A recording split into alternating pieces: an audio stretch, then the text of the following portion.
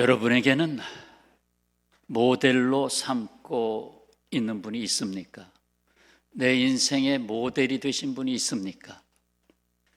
내 인생에 엄청난 변화와 영향력을 끼친 분이 있습니까? 저에게 그분은 오직 예수 그리스도입니다.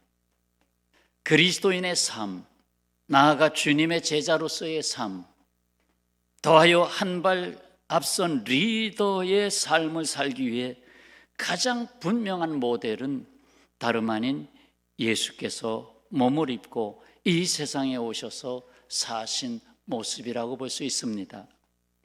사도 바울이 세상에 존재할 수 있었던 것은 바로 말씀이 육신이 되어 이 땅에 오신 주님으로부터의 영성을 받고, 그동안 율법주의자였죠. 그러나 영성을 제대로 받고 주님의 부르심으로 깨어 일어났기 때문입니다. 곧 성육신하여 세상에 오셔서 삶을 보이신 예수님의 삶의 방식을 따르는 삶이 그리스도인의 삶의 방식입니다. 성육신하신 그리스도. 그리스도, 기름 부음을 받은 자라는 뜻이죠. 기름 부음을 받은 자, 이게 그리스도, 헬라 말로 크리스토스, 그리고 히브리 말로 메시아. 이에는 세 가지 직분이 있습니다. 기름을 부어 세우는 세 가지 직분 잘 아시잖아요. 오늘 그것을 말씀을 드리면서 특히나 대림절과 더불어 일꾼을 세우시는 이 날에 주시는 말씀을 담고자 합니다. 하나는 말씀으로 오신 그리스도입니다. 말씀으로 오신 그리스도. 이는 예언자 직분입니다. 예언자 직분. 천상의 말씀을 이 세상에 임하는 말씀으로 전하는 예언자로서 오신 것입니다. 요한복음 1장 1절에 태초에 말씀이 계시니라, 이 말씀이 하나님과 함께 계셨으니 이 말씀은 곧 하나님이시니라 하는 이 말씀이 예수님이죠. 그리고 1장 14절에 말씀이 육신이 되어 우리 가운데 거하시매, 이것이 바로 성육신의 핵심 말씀이잖아요. 말씀이 육신이 되셨다, 이게 성육신이거든요. 구약의 다른 예언자들과는 달리 하나님의 아들로서 오신 예언자입니다. 예수께서 제자 빌립에게 말씀하셨죠. 요한복음 14장 9절, 내가 이렇게 오래 너희와 함께 있으되 네가 나를 알지 못하느냐? 나를 본 자는 아버지를 보았거늘, 나를 본 자는 하나님 아버지를 보았거늘 어찌하여 아버지를 보이라 하느냐? 예수님은 우리를 지으신 하나님을 보이시고자 우리가 사는 땅에 오셨습니다. 우리는 우리와 함께 하시는 하나님을 보게 됐습니다. 저 멀리 천상에 계신 하나님이 아니라 이 땅에 오셔서 우리와 함께 하시는 하나님을 보이셨습니다. 할렐루야. 말씀 안에서 하나님을 만나는 사람은 말씀하시는 하나님을 만납니다. 말씀하시는 하나님, 내게 말씀하시네요. 자, 첫 번째 직분이 뭐였어요? 나에게 말씀하시는 하나님으로 오신 예언자로서의 그리스도. 두 번째 사실은 왕으로 오신 그리스도입니다. 왕을 세울 때 기름 붓잖아요. 제사장이 기름을 부어요. 그런데 왕의 직분으로 오셨으나 오히려 종의 직분이 되셨습니다. 오늘 본문 말씀을 거듭 담겠습니다. 빌립보서 2장 6절, 그는 근본 하나님의 본체시나 하나님과 동등됨을 취할 것을 여기지 아니하고 오히려 자기를 비워 종의 형체를 가지사 사람들과 같이 되셨고, 사람의 모양으로 나타나서 자기를 낮추시고 죽기까지 복종하셨으니 그 십자가의 죽으심이라. 자, 여기서 6절에서 하나님의 본체라는 단어가 나오죠. 그리고 7절에서 종의 형체라는 단어가 나오죠. 지금 우리 한글 성경은 본체, 형체 이렇게 달리 표현을 했는데 헬라어는 똑같습니다. 그래서 형체, 종의 형체라고 하는 이 단어는 본체라는 뜻입니다. 본체와 같은 뜻입니다. 그러니까 하나님의 본체시나 종의 본체를 가지사. 똑같은 단어입니다. 그러니까 하나님의 본체가 종의 본체로 오셨다는 말입니다. 왕이신데 종으로 오셨다는 것입니다. 위장이 아니라 그렇게 종이 되셨다는 겁니다. 시편 105편에서 오실 메시아 예수님을 예표했던 야곱의 아들 요셉이 애굽의 종으로 팔려갔던 일을 이렇게 증거하지요. 시편 105편 17절에 그가 한 사람을 앞서 보내셨음이요 요셉이 종으로 팔렸도다. 요셉 오실 메시아의 표상이 됐었는데 요셉이 종으로 팔렸도다. 그렇습니다. 예수님은 우리를 위해서 종으로 팔리기 위해서 오셨습니다. 종으로 오신 예수님을 체험한 바울은 이렇게 말씀하지요. 너희 안에 이 마음을 품으라. 이 마음을 품으라. 곧 그리스도 예수의 마음이. 종의 형체가 된다는 것은 먼저 자기가 중심되었던 모든 것을 버리는 일로부터 시작됩니다. 종의 형체가 된다는 것은 내 생각을 내려놓고 순종하는 일입니다. 처음은 아닐지라도 결국 순종으로, 결국 내 안에 주님이 한가운데 계신 일로. 미국의 초대 대통령인 조지 워싱턴의 일화입니다. 그의 집에 프랑스 장군이 방문을 했습니다. 그래서 음식을 나누는 도중에 집에서 일하는 노예가 좋은 시간 되시기를 바랍니다 하고 인사를 드렸습니다. 이제 워싱턴도 있고 프랑스 장군도 있고 나와서 좋은 시간 되시길 바랍니다 하고 정중히 노예가 인사를 드리자 워싱턴이 자리에서 일어나서 그 노예에게 정중히 답례 인사를 했습니다. 고맙습니다. 이렇게 워싱턴이 자리에서 일어나는 것을 보고 이 프랑스 장군이 물었습니다. 아니, 왜 집안의 노예에게 일어서서 인사를 합니까? 그럼 그냥 앉아서 그래 이러면 되지.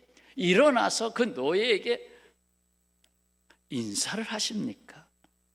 그러자 워싱턴이 대답을 합니다. 내가 노예보다 예의가 없는 사람이 되면 되겠습니까? 저 노예보다도 예의가 없는 사람이 여기에 앉아 있으면 되겠습니까? 생각해 보세요. 종의 집안에서 대대로 아버지도 종, 아들도 종, 종의 집안에서 종이 되기는 그다지 어렵지 않습니다. 그러나 왕이 종이 되는 것은 거의 불가능한 일입니다. 왕이 종이 된다? 이 일을 하나님이 하셨습니다. 그리고 주님을 따르는 그리스도인이 하는 일입니다. 왕으로 오셨으나 종이 되셨다. 거기에는 섬김의 정신이 들어있잖아요. 섬기러 왔다. 자, 세 번째, 중보자로 오신 그리스도입니다. 이는 사람의 죄를 속하고 하나님께 이어주는 제사장 직분입니다. 세 번째 직분, 제사장 직분. 자, 반복하고 들어갑시다. 첫째 직분이 예언자 직분, 둘째 직분이 왕의 직분, 그러나 종으로. 세 번째 직분이 제사장 직분. 이 세 가지 직분을 동시에 가지신 분은 예수 그리스도. 동시에 가지신 분이 예수 그리스도. 자, 예수께서 허물과 죄로 죽은 우리의 연약함을 육신으로 오셔서 친히 감당하셨습니다. 성육신 하신 몸을 찢어 십자가 제단에 바치셔서 속죄를 이루셨습니다. 이로써 죄인이었던 우리에게 하나님 앞에 나아가는 새롭고 산 길을 열어주셨습니다. 건너가지 못할 거룩한 곳으로 건너가도록 예수께서 다리가 되어주셨습니다. 그런데 인간은 여전히 스스로 놓지 못할 다리, 끊어질 다리를 놓기 위하여 세월을 보냅니다.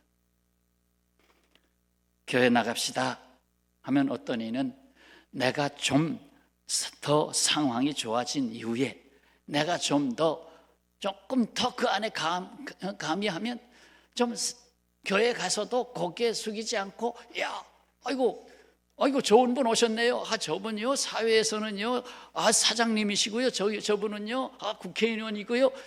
이 세상에서 좀 내 자리를 만든 다음에 교회 가겠습니다.